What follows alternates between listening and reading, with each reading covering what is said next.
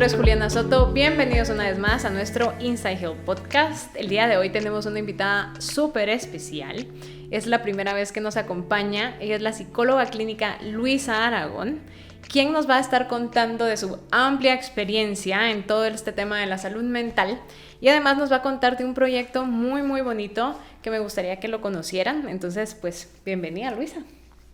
Buenos días, muchas gracias por la invitación.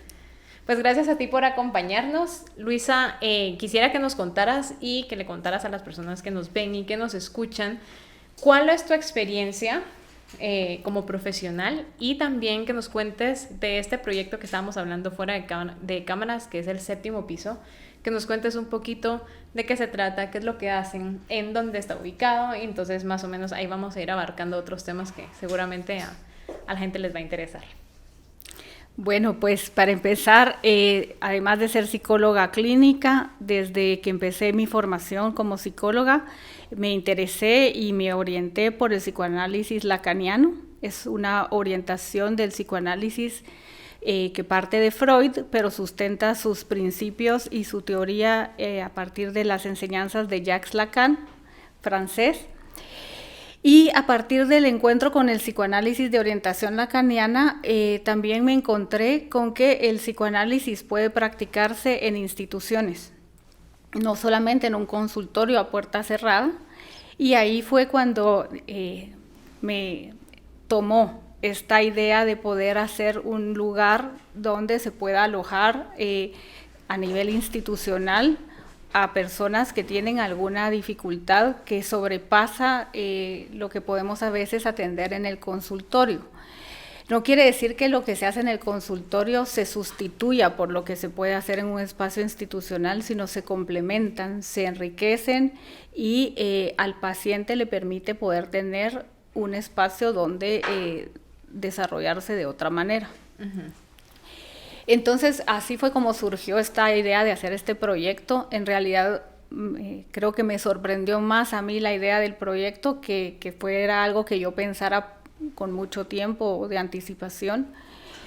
Tiene también relación con haber estado cerca de personas que de alguna manera padecen alguna enfermedad o diagnóstico de salud mental complejo, bastante más complejo, que afecta su funcionamiento diario, tanto a nivel escolar o laboral, social y familiar.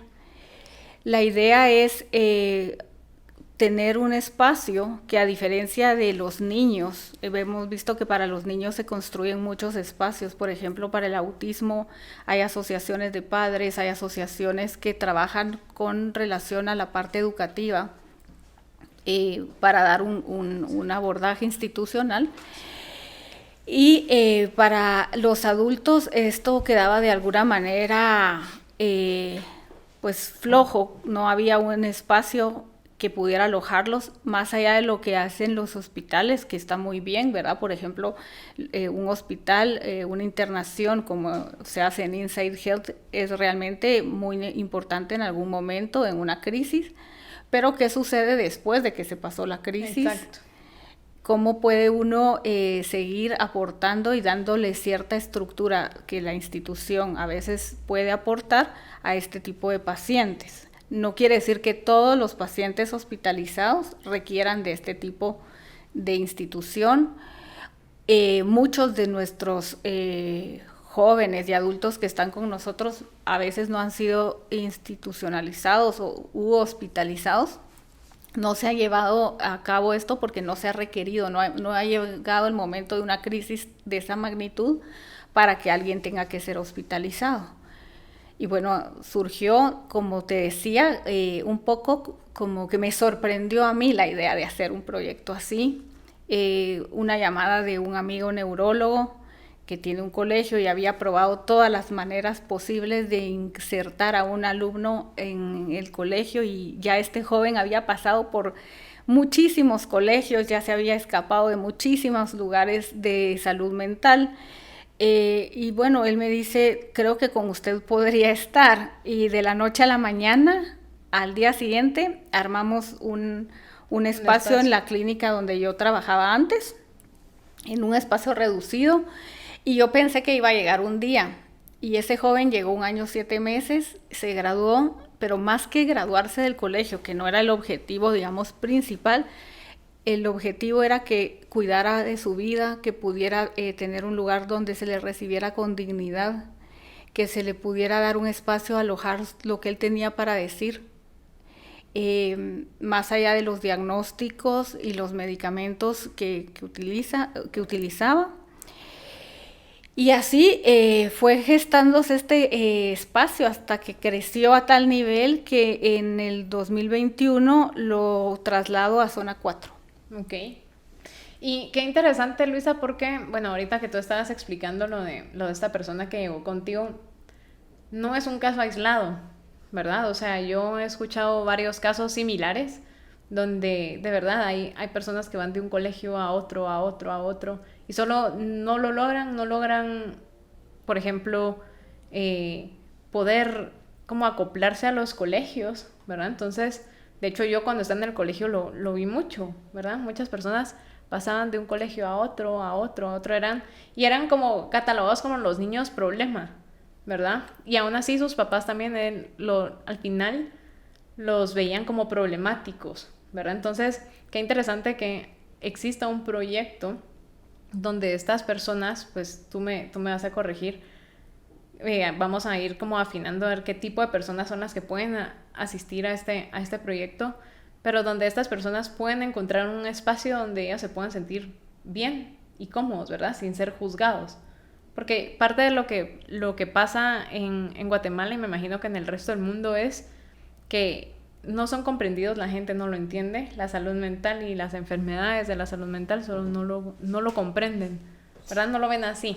Lo hemos hablado mucho en este podcast y es un tema, y de hecho lo hablamos también con la obra de Mente, que la gente critica mucho la salud mental, no la entiende, es como salimos de la depresión, salí ya de la depresión, no sé, ridículo, deja de estar triste, no son tan fáciles, ¿verdad? Entonces, qué bueno que existan personas y instituciones que puedan apoyar a este tipo de personas. De hecho, cuando muchos pacientes salen de Inside Health, lo primero que preguntan las familias también es eso, ¿qué sigue después? ¿Verdad? Entonces, es importante que sepan que existe algo así donde ellos pueden, o sea, no sé cómo es el proceso del ingreso, ¿verdad? Tú nos explicarás, pero donde ellos pueden optar para ir, para ser un poquito más funcionales, ¿verdad? Entonces, cuéntanos un poquito, Luisa, cómo es, qué características o qué tipo de personas son las que llegan al 7º piso. Bueno, sabemos que se necesita apoyo y ayuda para diferentes personas. En el caso del 7º piso hemos dado prioridad a los adolescentes ya de 16 en adelante y a los adultos, porque considero que no hay espacios para ellos. Hay muchos jóvenes, como tú decías, que vienen teniendo una serie de fracasos escolares y a veces se atiende la cuestión educativa primero y hay de fondo algo psiquiátrico o psicológico que explica un porqué de lo que está sucediendo. Ellos pueden ingresar, generalmente terminan a veces el colegio y muchos empiezan a estudiar, ya sea en una universidad común y corriente o en una universidad en línea. Eso es un tipo de población que asiste con nosotros. Y también sabemos que a veces la vida de un ser humano ha venido transcurriendo con cierta normalidad, aunque no estoy de acuerdo de hablar de normalidad, pero digamos que ha venido niño o adolescente ha venido como arreglándoselas en la vida como ha podido, pero llega un momento en la adultez que a veces se desencadenan episodios que no tienen, digamos, vuelta atrás y que marcan el trayecto de otra manera. No quiere decir que no vaya a haber una posibilidad de hacer algo en la vida, pero generalmente cuando estos desencadenamientos o episodios que son muy fuertes y marcan un antes y un después en la vida de estos sujetos, a veces hay que hacer ciertas cuestiones y crear condiciones para que ellos puedan instalarse en lo que nosotros consideramos que es un mundo convencional a nivel social laboral y familiar. Y entonces, por ejemplo, ahí es donde ya pacientes que han estado en Inside Health y que después necesitan continuar con la estructura, pero la crisis ya bajó, podrían empezar a ir ahí con nosotros. ¿Y qué tipo de actividades, Luisa, hacen ustedes? O sea, ¿cómo funciona el proyecto? Bueno, el proyecto tiene dos modalidades. Una que es de lunes a viernes en un horario de 9 a 12, 12 y media a 1, dependiendo de cómo el paciente pueda permanecer ahí tanto tiempo. Ese es un programa que le llamamos semanal. Uh-huh. Y aparte tenemos otros talleres que son... se van eligiendo. Por ejemplo, hay un taller de escritura, hay un taller que se llama El Junte, que es los días sábados. Son quincenales los talleres, y esos talleres tienen un propósito, es decir, por ejemplo, no se busca salir escritor de ahí, pero sí hay pacientes o adultos que la escritura les da una posibilidad de ordenar sus ideas, de expresar sus sentimientos, tienen una buena invención a partir de la escritura, se acoge eso en ese taller. El Junte es un espacio de conversación. Los sábados lo hacemos porque consideramos que son jóvenes o adultos que muchas veces no tienen a dónde ir, no son aceptados por el resto de la sociedad, son segregados, estigmatizados, algo raro tienen, no sabemos nombrarlo, pero simplemente no quieren invitarlos, no quieren saber de ellos. Y nosotros el sábado pues nos juntamos, a veces jugamos un juego de mesa, a veces salimos a comer un helado, estamos en un lugar donde se puede transitar porque es en 4 grados norte, entonces nos rodean 2 calles peatonales, salimos mucho, vamos a sentarnos a un espacio abierto, conversamos de lo que cada uno tenga para decir sin que sea juzgado como esto que trae es bueno o es malo, sino que se aloja la palabra de cada uno. Ok. A mí me llama la atención porque, bueno, yo había escuchado el 7º piso, pero nunca había ahondado más en de qué se trataba, pero la verdad es que me llama mucho la atención y me gusta de hecho el proyecto porque le da esa oportunidad a las personas a tener una vida, como bien lo dices tú, normal, ¿verdad? O sea, aunque la palabra no sea como la más bonita, o sea, porque al final creo que cada quien tiene como sus propias características como persona, pero parte de que ellos no puedan integrarse a la sociedad también va de que nosotros como sociedad somos bien duros, ¿verdad? El estigma que hay alrededor de la salud mental es fuerte, la ignorancia que hay alrededor de la salud mental también es fuerte. Entonces creo que existan proyectos donde ellos pueden llegar y sentirse tranquilos y seguros es bueno, ¿verdad? ¿Cuál es el proceso, Luisa, para que ellos puedan considerar ingresar con ustedes? ¿Qué se necesita? Bueno, antes de responderte esta pregunta, creo que has tocado un punto muy importante que caracteriza el 7º piso. Y es, nosotros sabemos que si algo ha fracasado o algo les ha imposibilitado entrar en este mundo que llamamos normal o convencional o lo cotidiano, tiene que ver con el otro con el que se han enfrentado en la escuela, en la universidad, el otro familiar, el otro de la salud también a veces, ya sea psicólogo o psiquiatra, como de alguna manera algo no ha podido darse, y entonces lo que nosotros cuidamos mucho es el tratamiento del otro, pero en tanto nosotros podemos generar una atmósfera donde se pueda aceptar la singularidad de cada uno, sin querer decir, bueno, como tienes 18 años, te toca hacer tal cosa, o te toca tener una relación, o te toca trabajar, sino cómo nosotros también trabajamos en relación a nuestros ideales y a nuestras expectativas es muy importante, porque en la medida que eso va bajando, la posibilidad de que surja la invención, los recursos que ellos tienen, se va dando de una manera increíble. Es como que al nosotros cuidarnos de no demandarles mucho, no exigirles de todo a todas horas y en todo momento, no esperar cosas que son complejas para ellos, en la medida que nosotros vamos bajando eso, ellos pueden surgir. Okay. Ahora bien, la pregunta es, ¿quién puede ingresar? Podría ingresar cualquiera, pero a veces cuesta un poco entender el modelo que manejamos, que no es un modelo convencional, no es un modelo psicoterapéutico tradicional. Como decía al inicio, se sostiene en una orientación epistémica, analítica, de años atrás, o sea, no es algo que yo me inventé.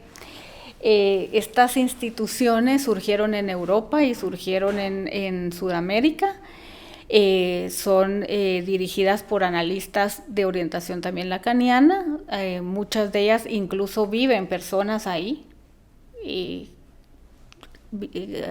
Pasan todo el día o a veces viven incluso en esas instituciones.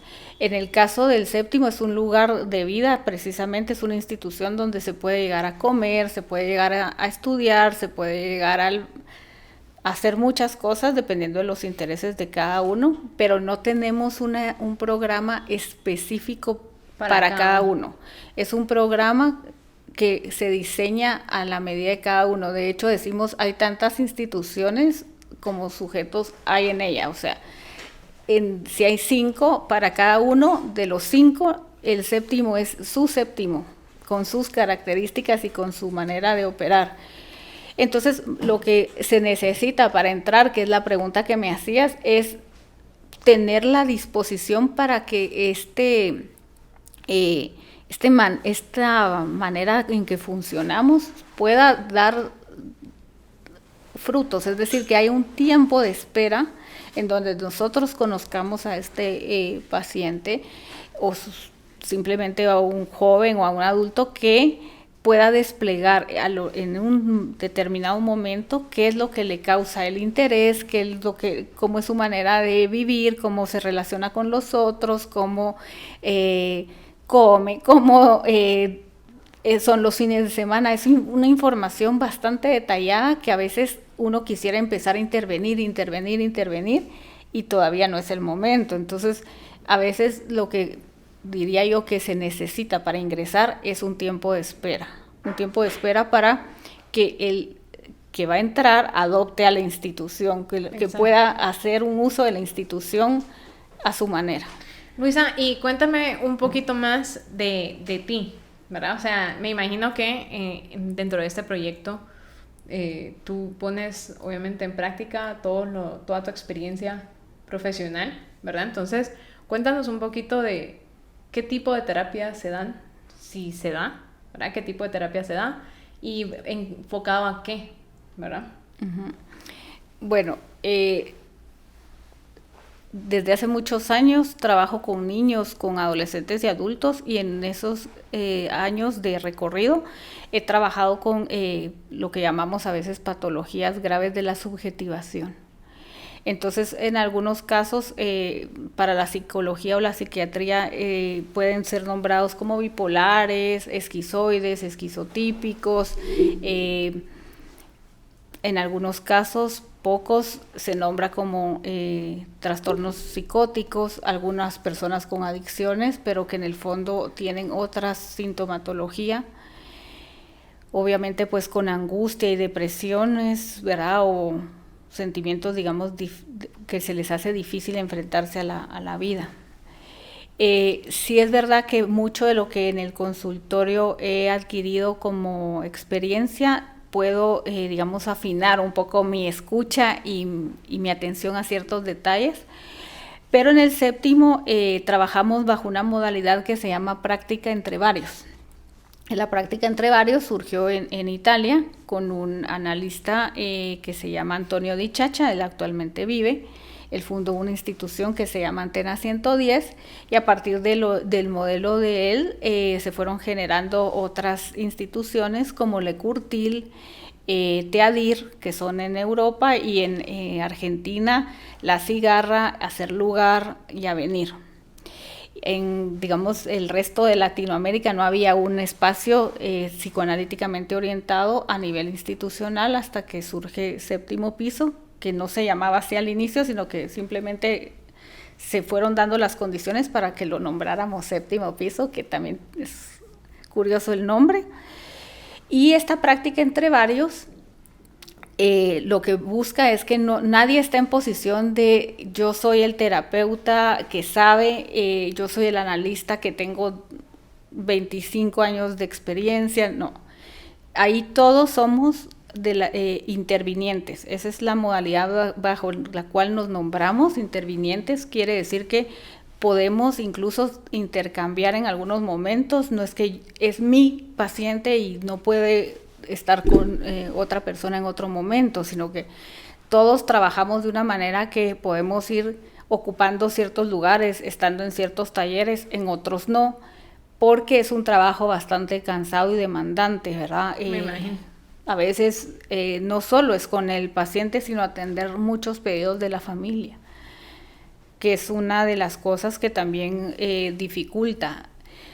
Esto de los intervinientes permite que se pueda hacer una práctica más liviana, más soportable, porque cuando se trabaja con diagnósticos y patologías muy fuertes, hay un desgaste para quienes nos hacemos cargo de acompañar a estos sujetos, ¿verdad? A veces nos toca domingo, sábado, independientemente de la hora del día, contestar llamadas, a veces abrir la puerta del séptimo piso, porque necesitamos darle lugar a este sujeto y eso conlleva mucho trabajo y a veces mucho cansancio. Entonces, por eso hacemos esto que se llama entre varios.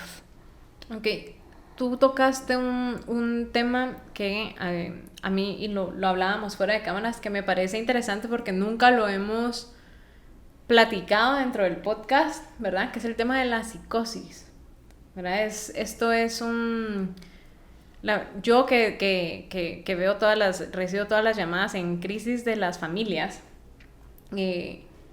veo mucho que muchas de las crisis van relacionadas a está en psicosis, ¿verdad? O está psicótico. Cuéntanos un poquito de qué se trata esto. Esto es para que las personas puedan identificarlo, ¿verdad? Y lo puedan reconocer también entre sus amigos o familia. Bueno, efectivamente considero que no es fácil hablar de psicosis, sobre todo porque hay otras categorías diagnósticas que han ido sustituyendo algunos síntomas que podrían parecer o estar vinculados a un trastorno psicótico. Y también hay mucho estigma en relación a la locura, ¿verdad? ¿A qué es la locura? ¿A qué es la diferencia? A cualquier cosa que se salga de los cánones esperados, ese es loco, ese es raro, esto no debería de ocurrir. Entonces, efectivamente, no es sencillo hablar desde una posición donde la locura es vista desde otros ojos, podría decir. Uh-huh. No es que descartemos toda la enseñanza de la psiquiatría clásica, todo lo contrario, nos dejamos enseñar por ella, por las nuevas maneras de nombrar los síntomas actuales, pero también para nosotros la psicosis viene a ser una posición subjetiva en la que se está en el mundo y que conlleva un tratamiento distinto del cuerpo. Por ejemplo, hay desarreglos más frecuentes con el cuerpo. Hay situaciones con el otro que podrían nombrarse como el otro me ve mal, el otro me hizo daño, el otro me persigue, que no necesariamente algunos de ellos alucinan. Muchos pueden alucinar, pero muchos no. Y entonces eso a veces genera problemas para poderlos diagnosticar, ¿verdad? Y abordar como implicaría hacerlo. Yo creo que es un tema que se desconoce, que muchas veces da miedo, ¿verdad?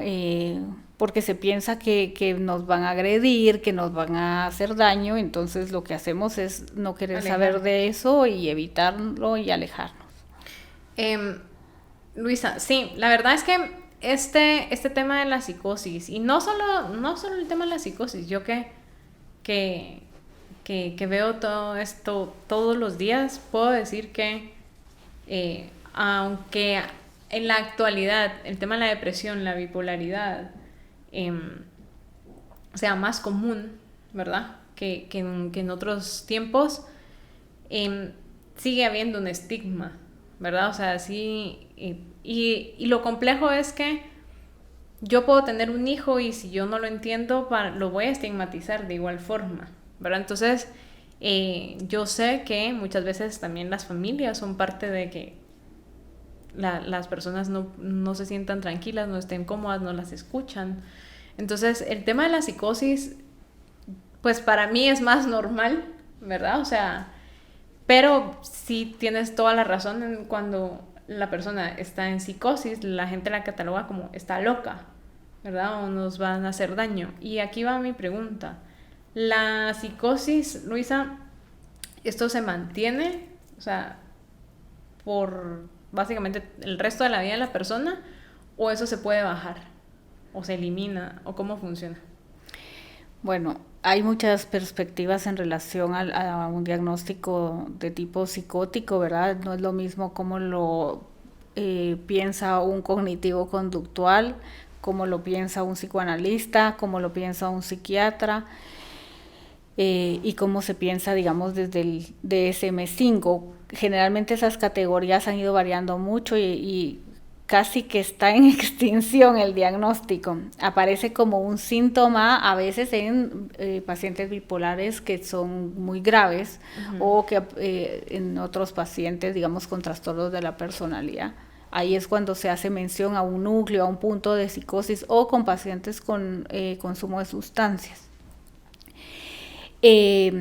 Efectivamente, es un tema que también se trata de borrar, de no hablar de él, porque obviamente genera mucho estigma. No es lo mismo que alguien pueda aportar un diagnóstico que socialmente, digamos, sea manejable, a que se utilice algo de esto que quede como manchado su expediente, ¿verdad? Y muchas veces lo que se busca es que de alguna forma puedan reinsertarse de la mejor manera en relación a la familia, a lo social, a lo laboral o a lo académico.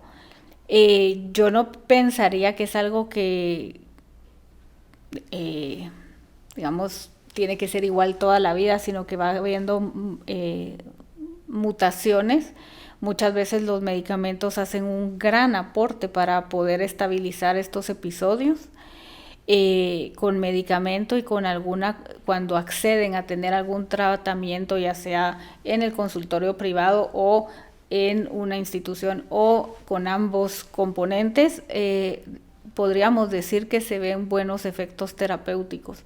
Pero efectivamente, si hablamos de una estructura psicótica, esto será para el resto de la vida, pero eso no quiere decir que haya un destino fatal, o que haya un pronóstico donde nosotros podamos decir que alguien no va a poder hacer muchas cosas en la vida, ¿verdad? Luisa, esto perdón, a veces oigo que no va a poder manejar, no va a poder trabajar. Sí, o sea, la gente cree que los van a declarar así que ya no pueden hacer nada.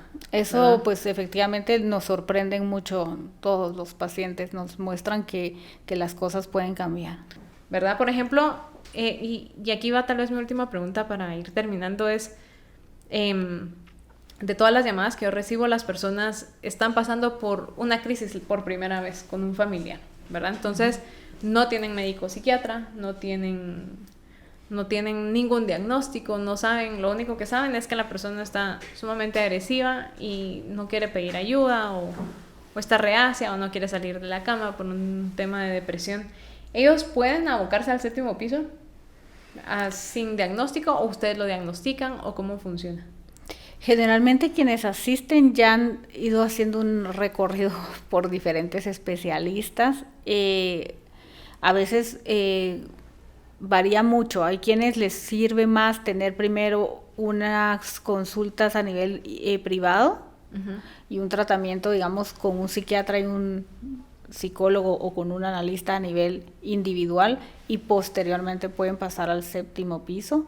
Algunos pueden ingresar al séptimo piso, pero dependerá mucho de las diferencias y de la singularidad de cada uno, ¿verdad? Eso es algo que nos cuesta mucho entender, que no hay un programa que sea hecho para todos y que se aplique de la misma manera con todos. Esto prácticamente hay que hacerlo, por eso decía una institución para cada uno, es un séptimo piso para cada uno. Cada uno tiene su... Todos entran de diferente manera, no podría decir que uno entró igual que otro, ni el trayecto es igual, ni los resultados son iguales. Lo que sí hay es un efecto terapéutico por añadidura después de determinado tiempo, ¿verdad? O sea, las personas acá, Luisa, no tienen, o sea, no es una institución en la que ellos puedan asistir por un tiempo indefinido, o ustedes tienen un tiempo objetivo para cada paciente. ¿Cómo es? Pueden ir el tiempo que cada uno lo necesite y ellos van marcando la pauta. A veces llegan 3 veces, a veces llegan los sábados, a veces llegan todos los días, dependiendo mucho de lo que cada uno necesite. Es como que nos dejamos usar. Es un espacio, es un salón abierto, no está dividido por paredes, hay una cocina, hay baños, y es muy interesante que los momentos más privilegiados no son los talleres o cuando está alguien trabajando en algo educativo o en algo laboral. Lo más interesante son los momentos de la comida, los momentos a veces donde empiezan a ir al baño con cierta regularidad, cuando cuentan qué hicieron el fin de semana. O sea, realmente lo que privilegiamos es que pueda aparecer la diferencia de cada uno. Cuando tú hablabas de la locura, creo que nosotros mismos no dejamos que aflore nuestra rareza, que está en todos. Todos tenemos algo raro, ¿verdad? Y entonces cuando uno permite que eso raro aparezca, que no necesariamente es negativo, ni loco en el sentido de va a hacer daño, sino que muchas veces esa rareza es lo que nos permite situarnos en la vida de una mejor manera y tener gustos muy especiales, así como hay quienes se dedican a pintar, hay quienes se dedican a la música, hay quienes se dedican a escribir, pero generalmente hemos hecho que el mundo funcione para todos igual y eso genera siempre problemas. Exacto, sí, la verdad es que creo que eso que acabas de decir es lo que ha hecho que existan estos estigmas, ¿verdad? Porque queremos que todos sean como nosotros y no aceptamos lo que no se parece a nosotros, ¿verdad? De hecho, lo rechazamos y esto genera mucho problema, mucho bullying, ¿verdad? O sea, esto lo que hace es detonar muchos problemas desde la infancia y papás que no los corrigen, ¿verdad? Entonces, Luisa, para terminar, ¿qué consejo le das a los padres de familia o amigos que crean que pueden llegar al séptimo piso? Invítalos a llegar y nos cuentas también en las redes sociales. Bueno, los padres y los familiares son fundamentales. Todo esto no se podría hacer si no contamos con la disposición, el consentimiento y el apoyo de ellos a acompañar este proceso. Muchos padres asisten a talleres, tenemos un taller de papás que precisamente es un taller de como ubicar un espacio para que ellos puedan escucharse, porque muchas veces todos los recursos se van en pagar medicinas, en pagar citas para sus hijos, en pagar programas, en muchísimas cosas y realmente no es que tengan ellos un espacio también para poderse escuchar. De esto que los angustia, porque no es fácil para los padres tener hijos adultos que sigan dependiendo de ellos, que necesiten acompañamiento casi que 24/7. En algunos casos es así, en otros es más liviano. Y entonces acompañamos mucho a los papás que se dejan acompañar. Ese taller es virtual, tiene un costo simbólico que es de 100 quetzales, o sea, es como que... Es súper accesible. Es muy accesible y la idea es que lo hacemos quincenalmente para poder tener ese espacio. Sí, los padres son fundamentales, los familiares, porque ellos nos van diciendo, mire, noto que no está durmiendo, noto que no está comiendo, o sea, no podemos trabajar sin ellos y a veces ellos se dan cuenta de ciertas cosas que tenemos que potencializar. ¿Cómo buscarnos? Bueno, estamos en Instagram, es séptimo, pero con 7, S7P. Séptimo piso. Aquí se los vamos a poner para que ustedes lo busquen. Es un proyecto muy bonito, es un proyecto muy interesante. Creo que todo esto que nos estás contando también para los padres de familia es fundamental, porque muchos de ellos están desesperados, muchos de ellos no saben qué hacer, les da vergüenza también, ¿verdad? O sea, todo este tema que tú hablabas de los hijos que aún son dependientes, hijos con adicciones, tal vez les pueden enseñar estos talleres que detrás de las adicciones vienen otras patologías, ¿verdad? Que hay que tratar. Eso es lo que yo siempre le digo a las familias. No es solo el consumo, no es solo la cocaína, no es solo la marihuana, es que detona ese consumo, ¿verdad? O el alcohol, es lo mismo. Entonces hay que trabajar con el paciente de una forma más profunda para que ellos también sean mejor comprendidos. Esto para el bienestar del paciente y de la familia. Entonces creo que esos talleres son importantes, ¿verdad?